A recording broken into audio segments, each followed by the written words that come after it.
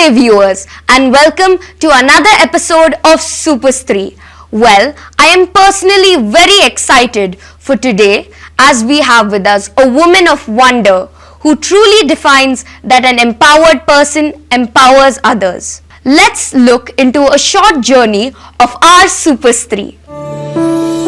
Miss Farida started her career as a mainstream school teacher in Mumbai. However, she felt something was missing in her job. She decided to quit it and start working in the field of special education. Working with differently abled children sparked off a desire to learn in Miss Farida, who went on to earn a postgraduate degree in special education and a diploma in the same field. Staying true to the characteristics of a mentor, she went on to educate others by writing 2 books, one of which is used as a Bible for those who have children with special needs. Her writing in Urdu language on gender-sensitive issues were rewarded and bestowed with the Ladli Media Award in the year 2012. While being an author, Miss Farida is also a mental health professional acknowledged by the government. She is a live member of the Palliative Care Society of Hyderabad. Miss Farida is also an avid lover of the arts, as a live member of the Craft Council of Telangana State and a lover of music as well. A versatile brain with a heart of love truly makes her a super stree. Namaste, ma'am. We're so glad to have you join us today. So nice of you to have me here. Yeah. Ma'am, my first question for you is, who is your idol, ma'am? Who's your role model in life? There are so many who have left such an impact on my life. But when I was growing up, the 2 very, very interesting women, one is Asha Bhosle, the singer, and one is Shobha De. These 2 women have really kind of shaped my, I would say, my personality, my character. The one thing which I really loved about them was that they challenged the stereotypes, and they did what they wanted to do, and they defied, they showed that age is just a number, and whatever age you may be in, you can do a lot of things. My next question, ma'am, is what lesson have you learnt, ma'am, working in the field of special education? Yes. Well, I was with mainstream school. I was teaching in a regular school, and I felt that I could do better. I could make a big difference to the lives of children, which I was not getting to do in the mainstream school. So I left my job and then I joined school. I did 1 year training to deal with children who had brain damage. Minimal brain damage, this is known as cerebral palsy, and I joined the school. So the first week or 2, when I went, then there is a lot of sympathy for these children, but in no time that sympathy disappears, because these are children who are just like any other child, and they play the mischief, and they are just like other children. So what learning I took from being with those children was that they accepted their position, their situation, and they put their best foot forward and moved on with life, and they were so happy. When I was with them, then after a while you just forget that they are children with different kind of disabilities. Some may not be able to walk well, they walk with calipers or with crutches, or one is on the wheelchair, but their the zest for life was tremendous, and they were so happy. So that's what I brought into my life. Yes, ma'am. I couldn't agree more, ma'am, with everything that you've said. What about strees, ma'am? Other women just like you, other children who want to take up different pursuits but still haven't decided what they want to take up yet. Yeah, it takes time, and there is that inner conviction, yes, and that the very belief that I can do it. So I feel young people, they are still exploring, you know.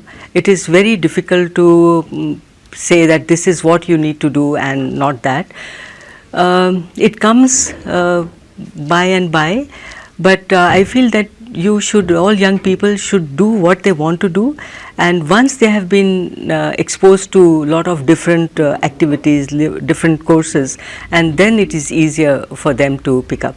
Like I can talk about myself. When I joined Doordarshan, I was very good in doing what I used to do. I was a news reader there, and it was good, and you get lot of recognition. I was also on All India Radio, and that was good. And in those days there used to be something called jingles, you know, Nirma ki safai.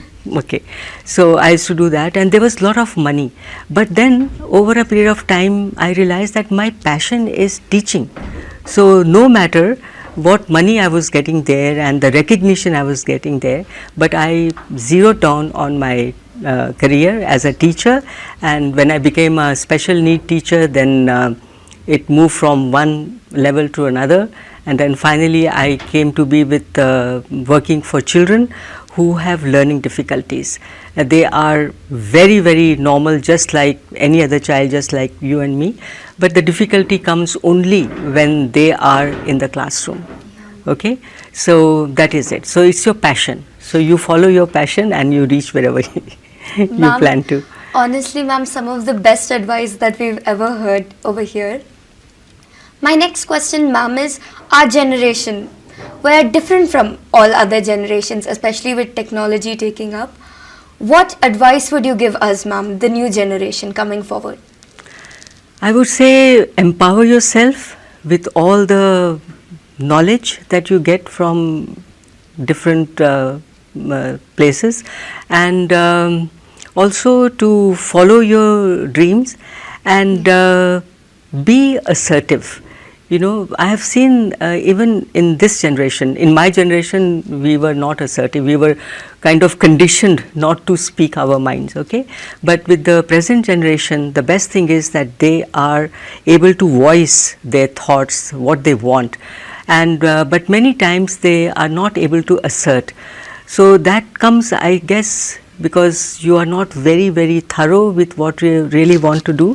So empower yourself with knowledge and information, and wherever you are, the technology, it is awesome, and so that is what is going to take you wherever you want to go. Ma'am, and also while we read about you and we heard about you, we found out that while you were doing your British Council service, you were also taking part in a diploma course at Oxford. How did you juggle both of these things together, ma'am? Time management. Yes. Okay, I went to UK on a British Council scholarship, and so there I was doing in-service training. Training was hands-on training. It's working with children who have disabilities. And then I thought, I'm here, so I might as well do some short-term courses. And so that is how I went to Oxford, and I did, play therapy for children with disabilities, because children who are disabled, they do not get as much exposure as the other children do.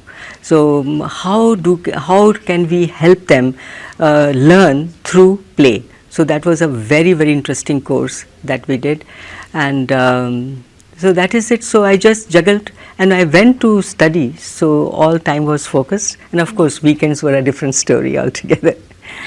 Ma'am, I think we can all agree that what you have done for so many children must have really impacted their life. How do you feel knowing that there are so many lives that have been impacted just by you entering them? That is, that's awesome, and it also puts a lot of pressure on you, because one wrong move and you can, whatever good you have done will go down the drain. But yes, it makes me feel very good. When I started teaching children with learning difficulties, or it's also known as learning disabilities, popularly known as dyslexia. So here there were children coming, very smart children, but the problem was with their classroom learning. So I worked with them. It's called remedial education. Yes, ma'am. So you teach the child in the manner how he learns. Normally what happens in schools is the teacher goes, she teaches, it is the way she is teaching.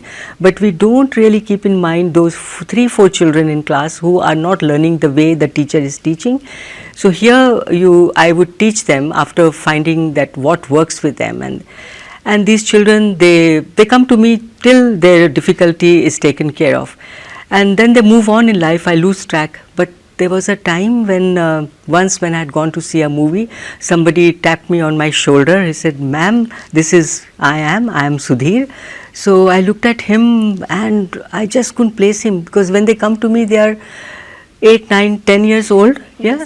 So this young man standing behind me, and very well turned out and buttoned open, and there is a medallion he is wearing, and so he became a software engineer. And so that is great, you feel so nice that this is the child whom I helped, and look where he is. So those are real stories which make you feel very good about whatever I've been doing. A sense of motherly pride. No, a sense of motherly pride, or I would say as a professional, whatever I learned, I was able to put it to use, and then the child has learned and he is where he is, a very successful person. Yes. Ma'am, is there any other final words which you would like to impart to anyone? Yeah, I would say that, maintain your individuality and take up different things to do, and don't hesitate from walking that extra mile to gain more knowledge, or sometimes put yourself to discomfort and then you're going ahead with learning something. And I would say that it's so easy to be a spoke in the wheel. I would want you to be a wheel and move on in life. Thank you so much, ma'am. Thank you everybody for watching this segment of Super Stree. Finally, ma'am, would you please sign this memoir?